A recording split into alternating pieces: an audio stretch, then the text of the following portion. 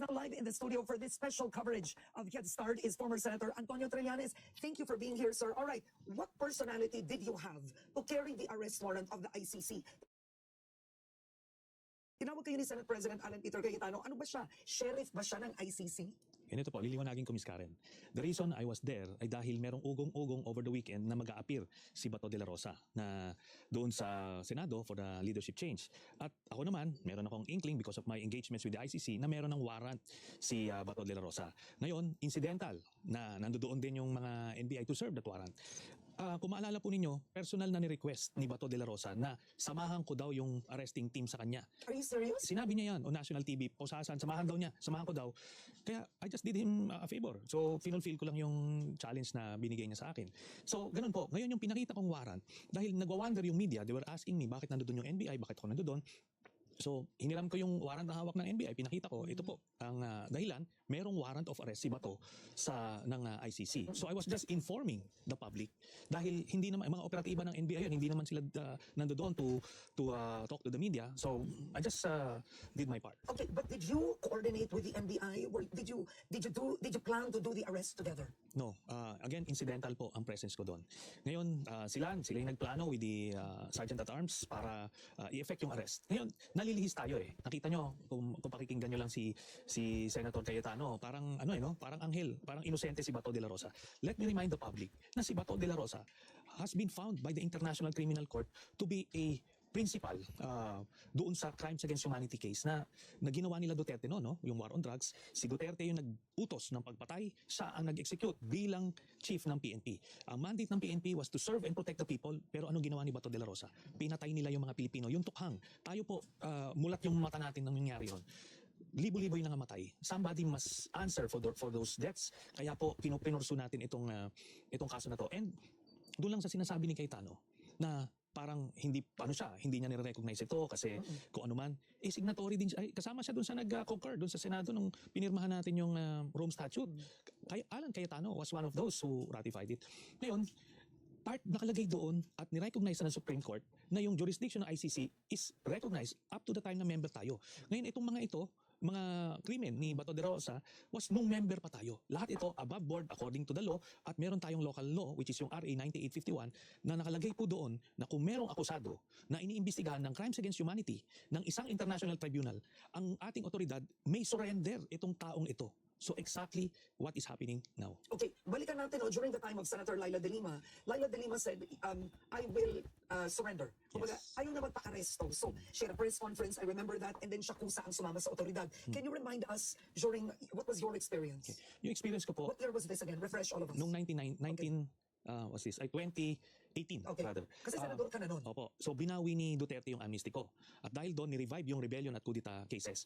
Yung rebellion, case ko sa Makati, ni-revive yun at nag-issue ng warrant yung judge, no? Later on, pinawalang bisa yun kasi bawal nga yun. Anyway, but what happened that day? So nang nag-issue ng warrant, pumunta yung arresting team sa loob ng Senado while in session at binasahan ako ng Miranda rights. Wait, while in session? Yes. I thought that the senators were exempted from being arrested while in session. Exempted kung ang penalty ay 6 years and below. Okay. So itong rebellion, more than 6 years. So binasahan ka? Binasahan ako ng Miranda rights and I went with the arresting officers. May video yan, covered ng national TV. Kaya ngayon, when he's saying na hindi nangyari yan, parang gano'n na lang baka dali magsinungaling. No? He was there, they were there. Anyway, so yung precedents natin, nangyayari yan sa loob ng Senado, provided lagpas ng 6 years yung penalty. Yung kay Bato de la Rosa, crimes against humanity, life imprisonment yan. Okay, but the Senate Resolution number 44, that Senate President Cayetano said, we will only entertain warrants from local courts. I'm rephrasing it, no? Yeah. Hindi yan yung exact. But in effect, that's it. In other words, they will not recognize warrants from other courts, foreign courts. Ngayon, ang Senate resolution, hindi niyan pwedeng i-supersede ang batas. Hindi pwedeng suddenly magsabi sila, based on the Senate resolution, exempted na kami sa lahat ng krimen. That's absurd, di ba?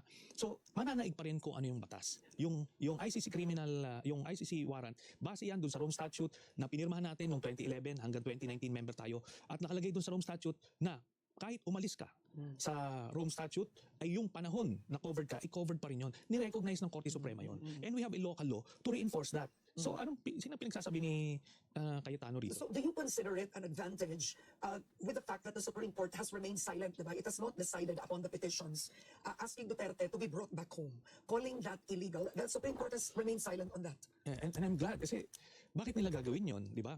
In the first place, kahit na anong gawin nila, kahit maglulupasay pa itong mga Duterte ko ano, hindi na uuwi si Duterte. Mananagot siya doon, lilitisin siya doon. Kasi hindi ganun po ang leksyon dito sa pangyayari na to. Pag gumawa ka ng krimen, mananagot ka. Wala kang pwedeng silungan. Sisiksik ka kung saan hindi, hahabulin at hahabulin ka. That should be the example here. Kaya pinupursu ko itong kaso na to at hindi ko titigilan ito. Si Bato may buy some time, no? But ultimately, mananagot siya rito at dadalhin siya sa dahig at mabubulok siya sa kulungan. Now, Bato is not Antonio Trillanes. Bato is not Laila de Lima. They've already voted to give him protective custody. And ito, dati kang senador. This is a practical question na tinanong ko kay Senate President Trilon.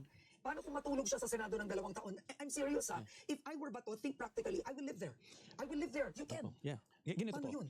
Kung ma-resolve na ng mga courts, kunyari hindi nag-issue ng TRO ang Korte Suprema at kung may local court man na mag-reinforce ng ICC warrant, pag sinerve ng law enforcers yan, the Senate, even yung Senate Sergeant at Arms, the senators cannot get in the way kasi pwede silang kasuhan ng obstruction of justice. Hindi pwede yon. Kaya yung sinasabing, doon ka, sisilong ka doon, that can only buy you some time. Pero pagka nawala na yung legal cover, wala nang reason. Alam niyo yung reason kagabi kung bakit nagkagulo dun sa NBI and yung Sergeant at Arms? Kasi inutusan yung mga Sergeant at Arms na na arestuhin yung NBI. Sila yung law enforcers, they were just there to serve a valid warrant. Walang reason yung mga Sergeant at Arms. yung Sergeant at Arms to arrest and detain the NBI. Di ngayon, Nilipain ang NBI talaga. yes, sinubukan nila kagabi. Doon mo makikita kung gaano wala sa lugar na itong ginagawa ni Cayetano at nilalagay sa peligro yung mga even yung Sergeant at Arms, no? They're primarily to ensure order within the Senate premises at proteksyonan yung mga senador. Pero inutusan sila to detain. Di ngayon, nasa mandato ng NBI, pwede nilang huliin yung mga Sergeant at Arms na maghuhuli sa kanila. So ganoon na nangyari. Oo. And I think just to update the public, the Senate Sergeant at Arms, Edgardo Rene Samonte, has resigned. Yes. Right? And that's because of this incident. So, does the Senate President have the power? Here's the situation. Bato de la Rosa will confine himself to his office. You know, you can set up a bed there, you can eat lunch there. Wait it out until 2028. Can the Senate President prevent police authorities from entering Senate premises? Okay, ito po, liliwanagin ko lang na yung si General Samonte Okay. was the previous Sergeant at Arms. Pinalitan na siya kaagad nung nag-assume si Cayetano. Okay. Ngayon, itong bagong Sergeant at Arms, ito yung nag-uutos nitong mga illegal orders, ano? Kaya nagkaroon ng gulo. Ngayon, to answer your question, power ang Sergeant at Arms to prevent law enforcers from serving a valid warrant. Kagaya nga nung sinabi ko noon, nung sa akin, nung binawi yung amnesty ko, the policemen were trying to arrest me without a warrant. Prevent ni Senator Soto, who was then the Senate President, sinabi niya, kailangan magkaroon kayo ng warrant. Eventually, nung dumating yung warrant, pinapasok sila at sumama ako. Ganun lang po kasimple yun. Kaya yung sinasabi nilang mag-stay sa doon ng 2 years, hindi mangyayari yan. Kasi ibig sabihin nun, nag-surrender na ang otoridad ng kanilang mandato, which is to, in this case, enforce the law. Okay. Senator Franklin Drilon said that chase was so unfortunate. Kumbaga nawala ng dignidad si Senator De La Rosa. Could the NBI have first coordinated with the Senate? I would assume so. Hindi naman mangyayari yan na may mga arresting teams doon na basta-bastang gagawin nila yung I believe meron silang coordination. Si Bato lang was determined to evade arrest. So, But he was determined to vote too. yeah. So, may kaso ito si Bato, no? Evading arrest ito. And inassault niya yung isang law enforcer, yung NBI na nag-ano sa kanya. So, maraming kaso ito. And I hope dinidevelop na ito nung mga NBI, no? Kasi hindi naman pwedeng on national TV, pwede palang gawin ito sa mga NBI agents. Ano naman yan? Di ba? Magiging president yan in the future nila. Kaya kailangan nilang magpataw ng additional cases dito kay Bato. Yan. Okay, two major issues, two national issues, the impeachment of the Vice President and Senator Bato de la Rosa. What is your message to the new leadership of the Senate? Okay, ganito na lang. I've known Senator Cayetano, hopeless na yan. I'm just looking forward na What do you mean hopeless na yan? talagang doon siya kung saan mali eh. Di ba? So, kung ano what's good for him. Kaya I'm just hoping that this leadership change is temporary.